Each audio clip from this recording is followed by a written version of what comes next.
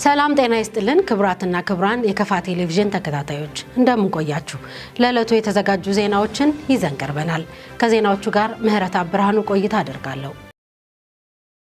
በቅድሚያ ወደ ተቀመጠው ዜና ስናልፍ በክልሉ ምርትና ምርታማነትን በማረጋገጥ የአርሶ አደሩን ኑሮ ለማሻሻል የተጀመሩ የልማት ስራዎችን አጠናክሮ መቀጠል እንደሚገባ ርዕሰ መስተዳድር ዶክተር ኢንጂነር ነጋሽ ዋጌሾ ገለጹ።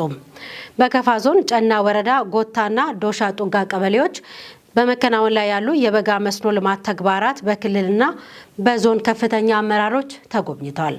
ዘገባው የባልደረባችን ሳሙኤል ቆጭቶ ነው። ብሩክታዊት ብርሃኑ በወረዳው በቄነችና ኦፊያ አነስተኛ መስኖ በክላስተር 1 እና 2 በ86 ሄክታር መሬት የለማ የበጋ መስኖ ስንዴና በ192 ሄክታር መሬት የለማ የሽንኩርትና ሌሎች የፍራፍሬ ምርቶችን አመራሮች ተዘዋውረው ተመልክተዋል። በጉብኝቱ ወቅት ርዕሰ መስተዳድር ዶክተር ኢንጂነር ነጋሽ ዋጌሾ የግብርና ምርትና ምርታማነትን በማሳደግ የምግብ ሉዓላዊነትን ለማረጋገጥ ባለፉት ጥቂት ዓመታት በተጀመሩ ስራዎች ሰፊ ለውጦች እየታዩ መሆናቸውን ተናግረው ይህም ተጠናክሮ እንዲቀጥል የአመራሮችና ባለድርሻ አካላት የበኩላቸውን ድርሻ እንዲወጡ አሳስበዋል። የመስኖ መሰረት ልማቱ በተጨባጭ ወደ ስራ ገብቷል። ተጨባጭ ውጤት እያየን እንገኛለን። ነገር ግን መስኖ ስራ እንደ ዝናብ ወቅት እርሻ አይደለም። ትንሽ አቅም ይፈልጋል፣ ክትትል ይፈልጋል። እለት ማሳ ውስጥ መዋልን ይጠይቃል። ማሳ ውስጥ ውሃ ካነሰም ችግር ነው፣ ከበዛም ችግር ነው። መጥኖ ማሳው ሰብሎ የሚፈልገውን ውሃ ማድረስ ይፈልጋል። በሽታን መከላከል፣ አረምን አብሮ ማረም፣ እንደዚሁም ደግሞ ተባይ በሚደርስበት ሰዓት ላይ ኬሚካል ወስዶ መርጨት፣ እንደ ሕፃን ልጅ እንክብካቤ መስኖን ከተንከባከብነው ውጤቱ በተለመደው መስኖ ከምንሰራው በእንክብካቤ በማሳ አስተዳደር ስርዓት የምንሰራው መስኖ 30-40% ውጤት ይጨምራል፣ ምርት ይጨምራል። ስለዚህ በእኛ በኩል በተለይ የግብርና የልማት ሰራተኞች፣ የወረዳ የዞን የግብርና መዋቅር ሰራተኞች እነዚህን አርሶ አደሮች ቢቻል በሳምንት አንድ ጊዜ እያንዳንዱ አርሶ አደር ማሳ በአካል መታችሁ መጎብኘት አለባችሁ። አይታችሁ አስተያየት፣ ምክር የምትሰጡበት ሊሆን ይገባል። የክልሉ ምክትል ርዕሰ መስተዳድርና ግብርና ቢሮ ኃላፊ አቶ ማስረሻ በላቸው በበኩላቸው በክልሉ በዘንድሮ ዓመት በሁለተኛ ዙር መስኖና በበልግ 103,000 ሄክታር ማሳ በማልማት ወደ 27 ሚሊዮን ኩንታል ምርት እንደሚጠበቅ ተናግረዋል። በክልላችን በዚህ መስኖ ልማት በዘንድሮ ዓመት ከ103,000 ሄክታር በላይ ነው በመደበኛ በሁለተኛ ዙር መስኖና በበልግ አዝመራ ወደ ተግባር የምንገባው። አምና ላይ ከነበረን ወደ 92,000 ሄክታር በመስኖና በበልግ በመናገኘው ዝናብ ስራ ሰርተናል። ዘንድሮ ደግሞ ከፍ ባለ መልኩ ወደ 103,000 አምና መስኖ ከስንዴ ውጭ ያለው ወደ 19,000 ሄክታር ነበረ፣ ወደ 23,000 ከፍ አድርገናል በመስኖ። አምና በበልግ በመናገኘው ዝናብ በመደበኛው ወደ 72,000 ሄክታር ነበረ፣ ዘንድሮ ወደ 75,000 ከፍ አድርገናል። በጥቅሉ በዚህ ሲዝን ውስጥ 103,000 ሄክታር የሚሆን በአትክልትና ስራ ስር ስራዎችን እናከናውናለን። ከዚህ ውስጥ 23,000 በሁለተኛ ዙር መስኖ ሲሆን ሌላው ደግሞ ሰፕሊመንት በሚያደርገው በልግ ላይ በምናገኘው ዝናብ ተመርኩዘን የምንሰራው ነው። ከዚህ እንግዲህ ከመስኖ ወደ 6 ሚሊዮን ከዚህ ከመደበኛው በዝናብ ከምንጠቀመው ወደ 21 ሚሊዮን ኒርሊ ወደ 27 ሚሊዮን የአትክልትና ፍራፍሬ ምርት ይጠበቃል። ስለዚህ ማሳያ አሁን በምናይበት አካባቢ ለበርካታ ምርቶች እየወጡ ይገኛሉ። ይህን አጠናክረን የምንቀጥለው ነው የሚሆነው። በበጋ ስንዴ ወደ 5,000 ሄክታር ነው በክልል ውስጥ እየለማ ያለው። ከዚህ ውስጥ 1,450 የሚሆነው በከፋ ዞን ውስጥ ነው ያለው። ከዚህ ውስጥ ደግሞ 166 ሄክታሩ በጨና ወረዳ፣ ከጨና ወረዳ ውስጥ ደግሞ ግማሹ ያለው 86 ሄክታሩ አሁን ባለንበት የመስኖ አውታር ተጠቅመን ነው እየሰራን ያለ ነው። 5,050 ሄክታር ማሳ በበጋ መስኖ ስንዴ መልማቱን ጠቁሞ ምርታማነቱን በሄክታር ከ38 ኩንታል በላይ ለማድረስ መታቀዱንም ጠቁሟል። ካለን እምቅ አቅም አኳያ እየጀመርን ካለነው ሁኔታ አኳያ አምና 6 ወር በፊት ይሄ መሬት ምንም ስንዴ አያውቅም። ስለዚህ በ6 ወር ጊዜ ውስጥ ይሄም ለውጥ ካመጣን እንደዚህ መስራት ከቻልን ቀጣይ ባሉ ወራትና ዓመታት ውስጥ ለካ ስንዴ ይቻላል። ጎታ ላይ ሙዝ፣ ማንጎ፣ አናናስ ብቻ ሳይሆን ሽንኩርት ብቻ ሳይሆን ለካስ ስንዴ ማምረት ይቻላል። ሩዝ ያው የተለመደ ነው፣ በደንብ ማምረት ይቻላል። አመቱን ሙሉ ያለምንም ረፍት መሬታችን ምርት መስጠት መቻል አለበት። ስለዚህ እምቅ ጸጋ የሚባለው ስለ እምቅ ጸጋ ሲወራ የአንበሳውን ድርሻ የሚይዘው እምቅ ጸጋ የክልሉ ማን ነው? ግብርና ነው ማለት ነው። ስለዚህ በአመት 2 3 ሳይሆን በአመት 4 ማረስ ይቻላል። ባለፉት ዓመታት በክልሉ የመስኖ አውታሮቹን ለማስፋት በተሰራው ስራ ውጤት መታየቱን ገልጸው ባለፈው ሐምሌ ወር ላይ ተመረቁትን የቄነችና ኦፊያ አውታሮችን በመጠቀም እየለማ ያለው የበጋ መስኖ ስንዴና አትክልት ለሌሎችም አርአያ የሚሆን ነው ብለዋል። የካፋ ዞን ዋና አስተዳዳሪ አቶ እንዳሻው ከበደ በበኩላቸው በክልሉ መንግስት በተገነቡ የመስኖ አውታሮችን በመጠቀም አርሶ አደሮች በካፋ ዞን ጨና ወረዳ እየሰሩ ያሉ የበጋ መስኖ ስንዴ ልማትና ሌሎች ግብርና ስራዎች የሚበረታቱ በመሆኑ ቀጣይነት እንዲኖረው የድጋፍ ስራዎች ይጠናከራሉ ብለዋል። የተገነቡ መስኖች ብዙ ቦታ የሚባክኑበት ሁኔታ አለ። እንዳይባክኑ ማድረግ በተለምዶም ሊሰሩ የሚችሉ ቦታዎች ካሉ የሚፈሱ ውሃዎችን ተጠቅመን ወጣቱም ወደ ስራ መግባት የሚችልበት ሁኔታ እንዲኖር ምርትና ምርታማነት መሻሻል የሚችልበት ሁኔታ እንዲኖር ታደርጋላችሁ የሚል እምነት ነው ያለኝ። እዚህ አካባቢ ያላችሁ ነዋሪዎችም እዚህ ካመረቱ አካላት በመውሰድ በሚቀጥለው ዓመት የተሻለ ምርትና ምርታማነትን በመውሰድ የግብርና ባለሙያዎች የሚሰጡትን መመሪያ ተልዕኮ በመቀበል የክልላችን ከፍተኛ አመራሮች የሚሰጡትን መመሪያ በመቀበል ቀጣይ ብዙ እናገኛለን የሚል ተስፋ ነው ያለንና አጠቃላይ ያረጋችሁት ነገር እጅግ በጣም ጥሩ ነው፣ የሚያምር ነው። የዞኑ ግብርና ደን አካባቢ ጥበቃና ህብረት ስራ ማህበር መምሪያ ኃላፊ አቶ ጋው አባመጫ በበኩላቸው በዚህ ክላስተር የታዩ መልካም ተሞክሮችን ወደ ሌሎች ቀበሌዎችና ወረዳዎች በማስፋፋት በትኩረት ሊሰራ እንደሚገባ አሳስበዋል። በዛሬው ጉብኝት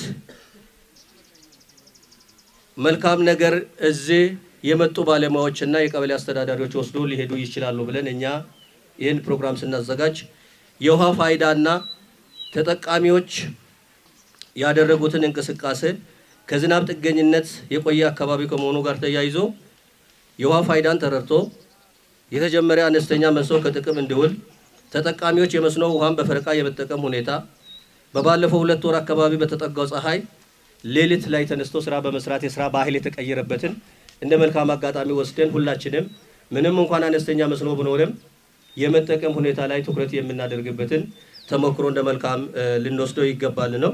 በጉብኝቱ ወቅት ርዕሰ መስተዳድር ዶክተር ኢንጂነር ነጋሽ ዋጌሾ፣ የመንግስት ዋና ተጠሪ አቶ ፍቅሬ አማል፣ ምክትል ርዕሰ መስተዳድርና የግብርና ቢሮ ኃላፊ አቶ ማስረሻ በላቸውን ጨምሮ የክልል የካፋ ዞንና የጨና ወረዳ ከፍተኛ አመራሮችና ሌሎች ጥሪ የተደረገላቸው እንግዶች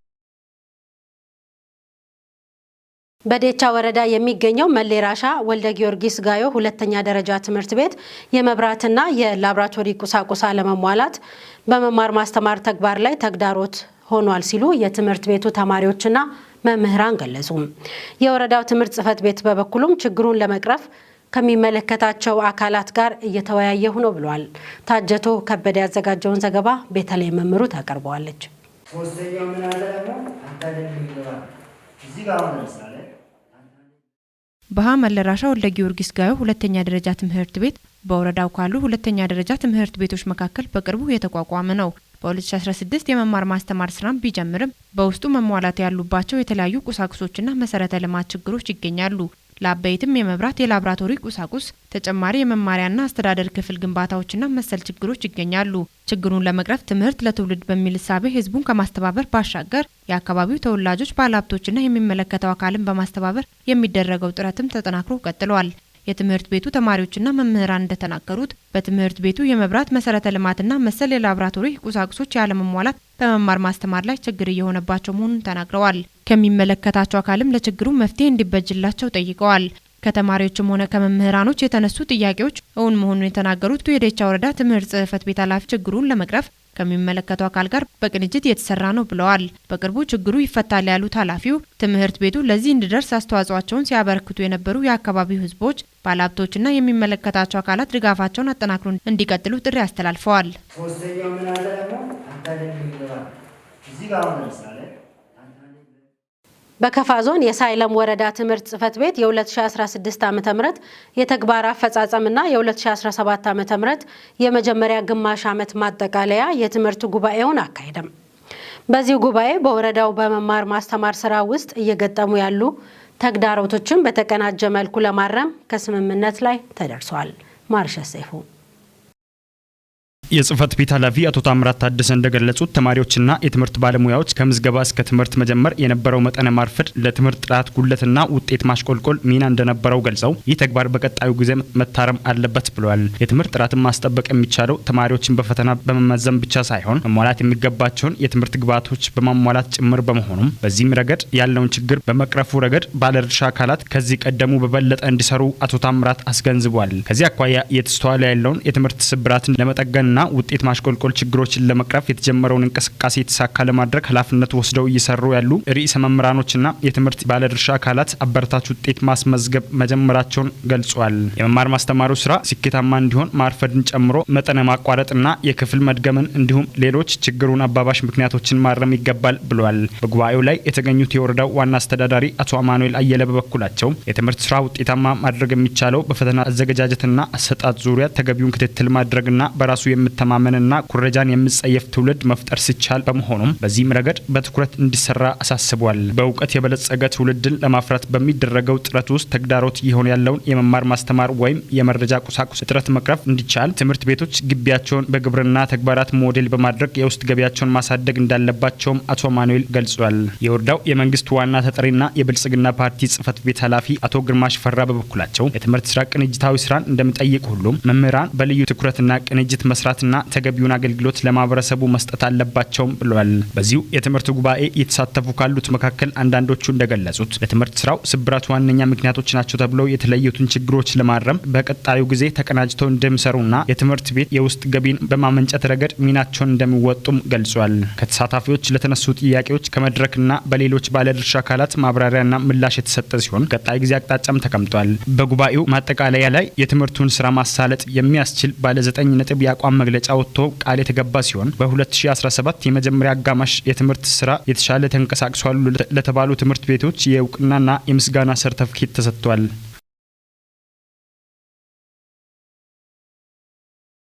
የሴቶችን ተሳትፎና ተጠቃሚነት ለማሳደግ በትኩረት እየሰራ መሆኑን የሳይለም ወረዳ ሴቶች፣ ህጻናት፣ ወጣቶችና ማህበራዊ ጉዳይ ጽህፈት ቤት ገለጸም። በወረዳው በተለያዩ የልማት ስራዎች የተሰማሩ ሴቶች ተጠቃሚ የሆኑ መምጣታቸው ተመላክቷል። ዘገባው የከፋ ዞን የመንግስት ኮሚኒኬሽን ጉዳዮች ጽህፈት ቤት ነው። ብሩክታዊት ብርሃኑ እንደሚከተለው ታቀርበዋለች። የሳይለም ወረዳ ሴቶች፣ ህጻናት፣ ወጣቶችና ማህበራዊ ጉዳይ ጽህፈት ቤት ኃላፊ ወይዘሮ ፀሐይነሽ አበራ እንደተናገሩት በዝቅተኛ ኑሮ ደረጃ ያሉ ሴቶችን በተለያዩ ስራ ዘርፎች በማደራጀት ኢኮኖሚያቸውን እንዲያሳድጉ ከባለድርሻ አካላት ጋር በቅንጅት እየተሰራ እንደሆነ ተናግረው በሁሉም አካባቢዎች ያሉ ሴቶችን ወደ ስራ ለማስገባት አሁንም መስራት ይጠበቃል ብለዋል። በያዶታ ቀበሌ የሚገኙ ኢባሪው የሴቶች ማህበር በጓሮ አትክልት ስራ በመግባት ተጠቃሚ መሆናቸውን ተናግረው ስራ ለማስጀመር መንግስታዊ ያልሆነ ድርጅት ጋር በመተባበር የ2 ኩንታል የድንች ዘር ድጋፍ ማድረጉን አስረድተዋል። በወረዳ ያሉ 30 ቀበሌዎች ላይ ሴቶችን በልማት ህብረት በማደራጀት በሁሉም ስራ መስኮች ላይ ተጠቃሚ እንዲሆኑ እየተሰራ መሆኑን የወረዳው ሴቶች፣ ህጻናት፣ ወጣቶችና ማህበራዊ ጉዳይ ጽህፈት ቤት ምክትል ኃላፊ ወይዘሮ አዳነች አየለ ተናግረዋል። ሴቶች በኢኮኖሚ በማህበራዊና በፖለቲካ ውስጥ ያላቸውን አቅም እንዲያሳድጉ የተለያዩ የግንዛቤ ማስጨበጫ ስልጠናዎች በየጊዜ እየተሰጠ እንደሆነ ገልጸዋል። የኢባሪው የጓሮ አትክልት ማህበር ሰብሳቢ ወይዘሮ አረጋሽ ሁሴንና የማህበሩ አባል ወይዘሮ ሰላምነሽ ከሮ እንደገለጹት በማህበር ተደራጅተው ተጠቃሚ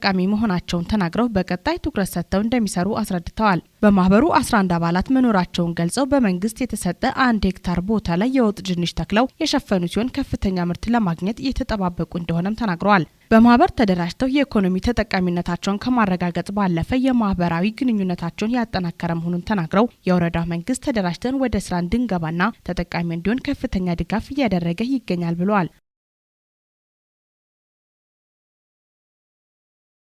የኢፌዴሪ ህዝብ ተወካዮች ምክር ቤት ባካሄደው 20ኛ መደበኛ ስብሰባ የኢትዮጵያ አደጋ ስጋት ስራ አመራር ረቂቅ አዋጅን መርምሮ ለውጭ ግንኙነትና ለሰላም ጉዳዮች ቋሚ ኮሚቴ መርቷል። ዘገባው የኢትዮጵያ ዜና አገልግሎት ነው። ቤተልሔም መምሩ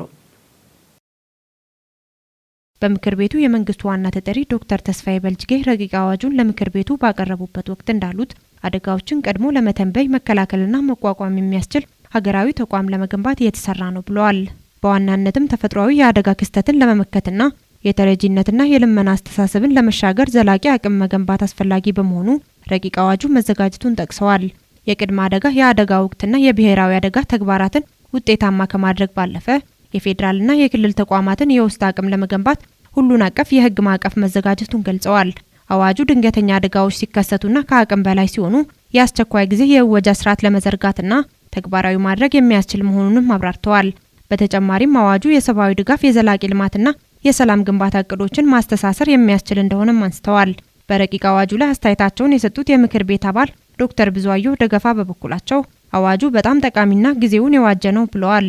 በተለይም በራስ አቅም ለመስራት ከተረጂነት ለመላቀቅና ከድህነት ለመውጣት ሰፊ አስተዋጽኦ እንዳለው ነው የተናገሩት። አሁን ጊዜው በክርስትናና እስልምና እምነት ተከታዮች ዘንድ የጾም ወቅት መሆኑ ይታወቃል። በዚህ ወቅት ጤናማ የአመጋገብ ስርዓት መከተል አስፈላጊ እንደሆነም ይመከራል። በዚህ ጉዳይ ያዘጋጀነው ጥንቅር አለ፣ ተከታትለን እንመለስ። ጾሙን የሚጾሙ ሰዎች የሚጾሙበት ምክንያት መንፈሳዊና ሰላማዊ መሆኑ ይታወቃል። በዚህ በጾም ወቅት የሁለቱ ሃይማኖት ተከታዮች የራሳቸው የአመጋገብ ስርዓት አላቸው። ከዚህም ጋር በተያያዘ በጾም ወቅት አመጋገባቸውን በተመለከተ ምን መምሰል አለበት የሚለውን እንመለከታለን። ጾም ለጤና ጥቅም እንዳለው የስነ ምግብ ተመራማሪዎች ያስረዳሉ። በጾም ወቅት መብላት ያለብንና የሌለብን እንዲሁም መቼ መብላት አለብን የሚሉ ጉዳዮች ላይ ትኩረት የሚደረግ ቢሆንም ዋና ሀሳቡ በየቀኑ ለተወሰኑ ሰዓታት ያክል ምግብ የሚባል አለመቅመስ የሚለው ነው። ጾም ከሃይማኖት ስርዓት ጋር የተያያዘ ቢሆንም ለተወሰኑ ሰዓታት ከምግብ ርቆ መቆየት ጠቀሜታ እንዳለው የዘርፉ ባለሙያዎች ይናገራሉ። ሰውነታችን ያከማቸው ስኳር ከተቀመጠ በኋላ የቀረው ወደ ስብ ይለወጣል። ይህ ስብ ካልተቃጠለ አላስፈላጊ የሰውነት ክብደትና በሽታ ይከሰታል። በጾም ወቅት ከምግብ ርቀን ስንቆይ ይህ አላስፈላጊ ስብ ይቃጠላል። ስብ ሲቃጠል ደግሞ አላስፈላጊ ክብደት መቀነስና እንደ ስኳር ያሉ በሽታዎችን ለመከላከል ይረዳል። ይህ ሂደት ሜታቦሊክ ስዊቺንግ ይባላል። ጥናቶች እንደሚጠቁሙት በጾም ወቅት ከምግብ ርቀን ስንቆይ ከሚገኙ የጤና ጥቅሞች መካከል የደም ግፊት መቀነስና የኮሌስትሮል መጠን መረጋጋት ዋና ዋናዎቹ ናቸው። በሌላ በኩል በሂደቱ አመጋገብን ማስተካከል ሰውነታችን በጾም እንዳይዳከም ለማድረግ እንደሚያግዝ ይነገራል። ከጾም በኋላ የሚቀርቡ የምግብ አይነቶች በጾም የተዳከመ ሰውነት ማበርታት የሚችሉ መሆን እንዳለባቸውም ይመከራል። እንደ ውሃና የተፈጥሮ ፍራፍሬ ጭማቂዎች ያሉ መጠጦች ማዘውተር ከጾም በኋላ ሰውነታችን አስፈላጊውን እርጥበት እንዲያገኝ ያግዛል። በረመዳን ጾም ወቅት እንደሚደረገው ቴምር መብላት ለሰውነት ኃይል ክብደት ማካካሻ ለማግኘት ይረዳል። ፕሮቲን ያላቸው ምግቦች በጾም ወቅት መጠቀም ይመከራል። የተቀቀለ ዶሮን ከተጠበሰ አትክልት ጋር ወይም የተጠበሰ አሳ፣ ቡናማ ሩዝና የተጠበሱ አትክልቶች በረመዳን ወቅት የሚመከሩ ምግቦች መካከል ተጠቃሽ ናቸው። በተመሳሳይም በክርስትና እምነት ተከታዮች ዘንድ የሚበሉ ኃይልና ጥንካሬ የሚሰጡ ምግቦች አሉ። በኦርቶዶክስ ተዋሕዶ የጾም ወራት ስጋን፣ ወተትንና የወተት ተዋጽኦን ሳይጨምር ጥሩ ጣዕም ያላቸው ለጤና በጣም ተስማሚ የሆኑ ምግቦች አይነት መመገብ የተለመደ ነው። ከነዚህ ምግቦች መካከል የምስርና የሽሮ ወጥ፣ የተልባና የሱፍ ፍትፍት፣ የሽምብራ አሳ፣ ህልበትና ስልጆ፣ አዚፋና ቃሪያ፣ ስንግ የመሳሰሉት ይጠቀሳሉ። የአመጋገብ ስርዓቶች እንደ እምነትና ባህል ይለያዩ እንጂ ጥቅሞቻቸው ተመሳሳይ እንደሆነ የስነ ምግብ ባለሙያዎች ያስረዳሉ። ሰውነታችን ለረጅም ሰዓታት በጾም ከቆየ በኋላ ቶሎ ቅባታማ የሆኑ ምግቦችን መመገብ አይበረታታም። ጥቅም ላይ እንዳይውሉ የታገዱ የምግብ ጨው ምርቶችን ከገበያ ለማስወጣት በትኩረት እየሰራ መሆኑን የኢትዮጵያ ምግብና መድኃኒት ባለስልጣን አስታወቀም። ባለስልጣኑ ባደረገው የገበያ ቅኝት የታገዱ የገበታ ጨው ምርቶች ደህንነታቸውና ጥራታቸው ሳይረጋገጥ ለገበያ የቀረቡ መሆናቸው ነው የተገለጸው። የእንስሳት ተዋጽኦና አልሚ ምግብ ዴስክ ኃላፊ መሐመድ ሁሴን ለፋና ዲጂታል እንደገለጹት ጥቅም ላይ እንዳይውሉ የታገዱ የምግብ ጨው ምርቶች ከገበያ ለማስወጣት እየተሰራ ነው ብለዋል። ምርቶችን ከገበያ ለመሰብሰብ እንዲቻል የንግድና ቀጠናዊ ትስስር ሚኒስቴርን ጨምሮ ለሚመለከታቸው ተቋማት በደብዳቤ የማሳወቅ ስራ መከናወኑንም አንስተዋል። በምርት ደረጃ በናሙናና በገበያ ቅኝት የምርቶችን ደረጃ በየጊዜው ክትትል እንደሚያደርግ ገልጸው ከገበያ እንዲወጡ ሲደረጉ የንግድ ስም ወይም ብራንድ እየቀያየሩ ወደ ገበያ የሚመለሱበት ሁኔታ መኖሩን ጥብቅ ክትትል እንደሚደረግም ጠቁመዋል። ባለስልጣኑ በየጊዜው የሚያካሂደውን የገበያ ቅኝት በተጨማሪ ከህብረተሰቡ በሚደርሰው ጥቆማ መሰረት የጥራት ማረጋገጫ ሳያገኙ በድብቅ ጨው የሚያመርቱ አካላት ላይ ህጋዊ እርምጃ እየወሰደ መሆኑንም አረጋግጠዋል። ዘገባው የፋና ሚዲያ ኔትወርክ ነው።